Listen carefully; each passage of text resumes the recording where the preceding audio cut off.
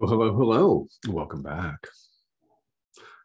Yes, lesson 240 was the last video here. Fear is not justified in any form. Now, I hope that you're taking that to heart, taking that to practice, taking it off the mat, off the cushion, out for a walk in the woods, on the beach, in your neighborhood, so to speak, and acting upon that, because indeed it is not justified ever in any form. However many millions and millions of forms it may appear to take. So what we're going to do today is we're going to talk about the question, what is the world? Here in this segment of the workbook, there is a general question. They're all in the form of what is. What is forgiveness, for example? What is the world? And we're meant to contemplate and think deeply about these. Then the workbook launches into a series of 10 consecutive ideas with this question, what is the world, as a focal point for those 10 ideas. And then it asks another deep question, imponderable question. And they're almost, not quite, but they almost resemble the imponderability of a Zen koan, such as the famous imponderables, what is the sound of one hand clapping? If a tree falls in the forest and there's no one around, what sound does it make? Those types of questions. To get us to think about what actually is the world. Well, and in the very first sentence here in the workbook, it says it's an improper perception. It's false perception. It's a mistake. In other words, it's seeing things wrongly. Now, as people on the spiritual path, with some ego identification here to still be brought to light, brought to truth, and shown away, with some of that baggage still clinging to us, right? We can beat ourselves up when we talk about making a mistake or an error, which is the way the Course puts it. I want to just invite you to check your temptation to lambast yourself, check your temptation to beat yourself up and to think that you're less than, that you suck, you're scum, and you're wrong for making a mistake and committing error, because we all do that. And I invite you to adopt the philosophy of A Course in Miracles that mistake and error is vastly different than sin. Much lighter, isn't it? So rather than see yourself as having sinned against God, you've simply made an error in perception. It's much nicer, isn't it? It's also true. God has no ego to sin against. And this is something that we've seen here in the workbook. It's something that is an idea repeated throughout the text of A Course in Miracles. Yes, perfect oneness can't be sinned against. There is no other. There's no other. Which also means that we cannot really attack each other, because there's just oneness. So why do we see it otherwise? False perception. We see the world. The world was created as a place where we appear to go and hide out, isn't it? Where we have disidentified with our reality as spirit, as the Son of God, as the thought of God, extension of God, God's creation, love extending only itself. Do the verbal math. Who are you? Think you know. Think you know. Yeah. The world is a place where we go and hide. We have created what appears to be an elaborate defense system against the truth.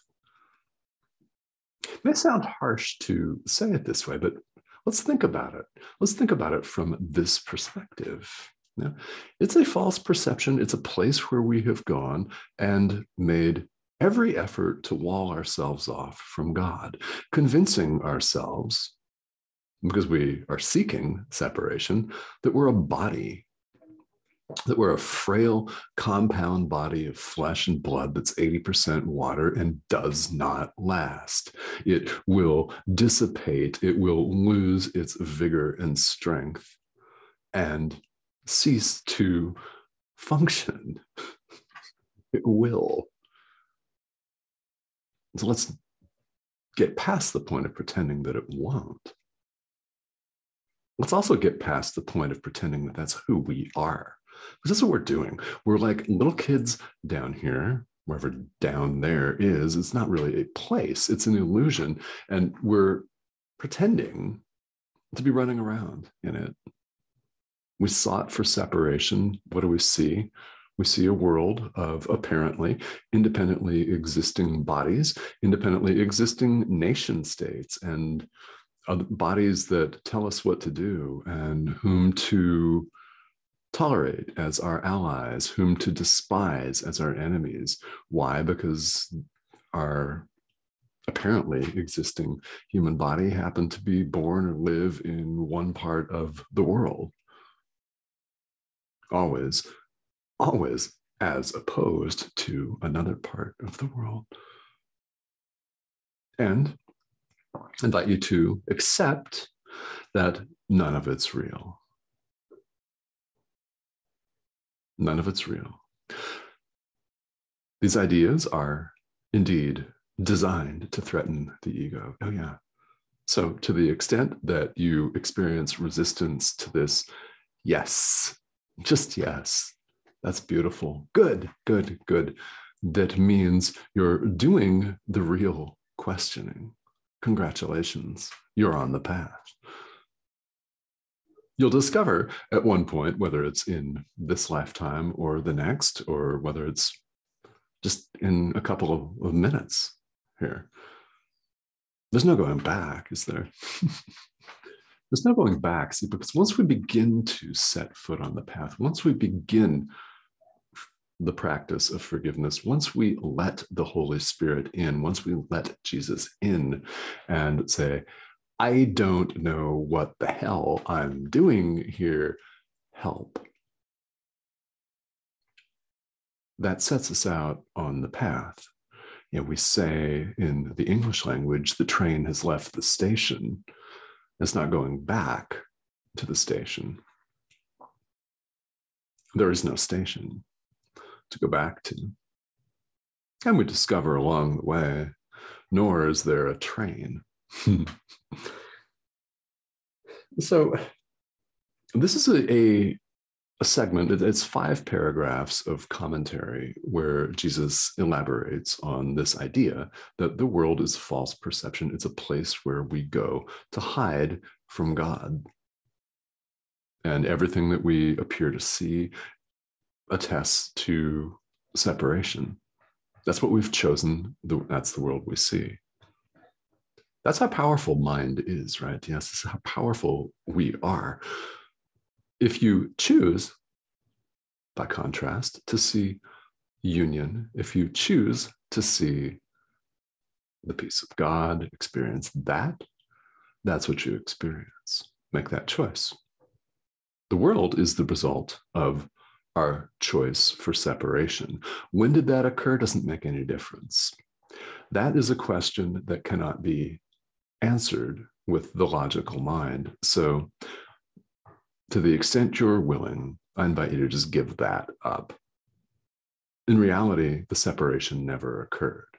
That's the answer to the question, when did we make a decision to separate from God? The answer is we did not. It's not existent. You've never separated from God. You can't. You can't. It's who you are. Okay? Now, you don't have to take my word for it. You don't have to take any teacher's word for it. It's kind of funny because in some respect, it doesn't make any difference what we say. A teacher can only point, right? A teacher might provoke some thought and inspire some action for sure. Yeah, of course. All we can do is point. All we can do is show up and teach and point. You must walk the path. You must do your forgiveness work. You must see things differently. You must make the choice in the present moment for love instead of fear. You have the power to do all this, and which you choose determines the world you see. This is why manifestation on any scale actually does work, actually is a thing. Is it enough just to manifest a brand new Mercedes, a hot, sexy bod, hot, sexy love partner with whom you can spend wild, lascivious nights in bed while drinking beautiful champagne, right? You might have some of that. Cool. It's not the ultimate goal. Because when you discover that you're not wholly fulfilled with all of that, then you're ready to take this step that we're talking about right here, asking the deep questions, right? But anyway, that's why we see so much of this in the world today. It's why we see so much of this in the spiritual arena. It's not the whole picture, but the principle of it is the same. What we decide for in the present moment is what we then see. What we value, what we cherish, we experience. And that's how powerful mind is. It is creative. We're made to create the same way we were created by God. The exact same way. So we're meant to create. The world, you could say, is a giant miscreation. God doesn't do nation states and walls. You know it's true. He doesn't do that. There are no barriers. He doesn't do war. He doesn't do sickness, disease, poverty, extraordinary wealth. He doesn't do billionaires and people collecting government assistance checks. There is no separation of any kind. Any time you perceive separation, you can rest assured that you've decided for the ego. Now, please be kind to yourself. It's a mistake, remember. It's just a simple mistake. It's one that you do not have to continue to make. And you can certainly help yourself and every living thing by getting out of your own way and asking the Holy Spirit, asking Jesus, asking your guides for help. Ask. Yeah, I invite you to do that. Just ask. And as you're going through this material, the more that you contemplate it, the better. It's one of the things I'm doing as a teacher is I'm planting seeds. It's what we do. We point. Yes, we point to the path. We don't walk it for you. We can't walk it for you. Only you can do that, but we point the way. Along that way, we say things that get your attention. You are not a body. You are one with God. Things like that. Now, it could be something completely different that I've said that garnered your attention and made you think deeply and caused you to ask some of these deeper questions. Who am I? What am I? Like those, yeah. It's that function that I'm playing here with these videos. Is at some point when you hear, whether it's from me or whether it's from someone else, when you hear the truth. Ideas that point to the truth, which is, of course, not, it's beyond all concepts. But when we use language or symbolic language, metaphor, parables, teaching tools, visual aids, right? When we use all that to point to the truth, when you hear the message enough, it begins to take root. And that's what I'm doing here. And I hope that this message is taking root, that you are not a body, that in fact you are one with God. You have never left your source. Ideas leave not their source. That's a big and fabulous idea that A Course in Miracles is known for. Ideas leave not their source. They can't leave their source because source, it's all there is. An illusory idea, like the world, remains an illusion, in other words, always. Nothing unreal exists. An idea like God, like you're an idea, yeah. Ideas that are real cannot be threatened. Why? Only God is. Nothing else is. Nothing real can be threatened. Nothing unreal exists. Herein lies the peace of God.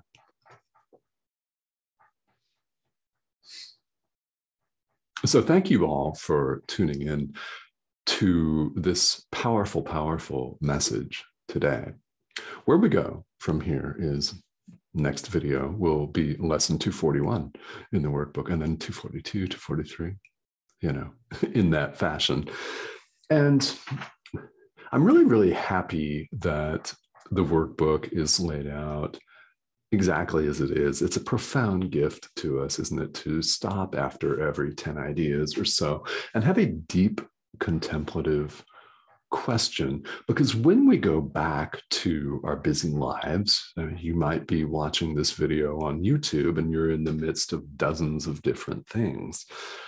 Yeah, we're all going to go back to our freaking email, right? We're all going to go back to a life that is replete with people and things calling for and clamoring for our attention, whether it's kids or our spouse or our neighbors or our Twitter feed. I don't know. Might be the electric bill. There's always something out there. And the more that you can give yourself the profound healing gift of time spent on your spiritual practice, doesn't matter how short that time interval is. Again, I invite you to please not beat yourself up if you can only devote a couple of minutes today. That's of tremendous value, tremendously important, why we're in the process of changing our minds. The world is a mistake. It's an error that we created. We have, as we have seen and that you've experienced on some level, we have the power to choose differently right now in the present moment.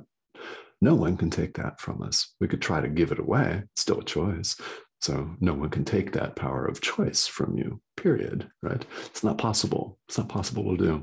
So we can unmake this. We can see the world differently.